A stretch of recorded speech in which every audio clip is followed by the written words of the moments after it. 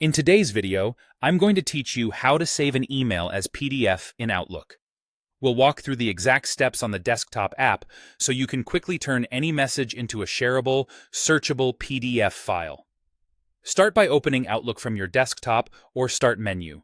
If you're prompted to sign in, go ahead and sign in as you normally do so you're in the account that contains the email you want to save. Once Outlook is open, navigate to your mailbox and locate the message. Click the email to select it. If your messages are grouped in a conversation, expand the thread and pick the specific email you need.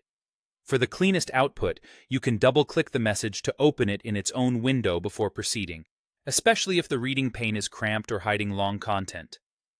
With the message selected, look at the Home tab and choose Print. You can also press Ctrl+P as a shortcut.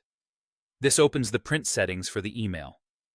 In the Printer drop-down, choose Microsoft Print to PDF. This is a built-in Windows printer that creates a PDF instead of sending anything to a physical printer.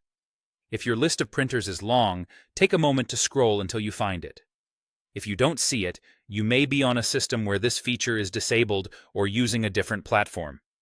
In many setups, a Save as PDF option lives in the System Print dialog as well. When Microsoft Print to PDF is selected, click the Print button. Don't worry, nothing will physically print. Instead, Windows will open a Save dialog asking where to store your new PDF. Choose a folder you'll remember, like Documents or Desktop, or a project folder you already use. Give the file a clear name that helps you find it later. A helpful pattern is to include the email subject and date, for example, Project Update 2026-01-25. Avoid special characters that aren't allowed in file names. Click Save, and Windows will generate the PDF in the location you selected. That's it.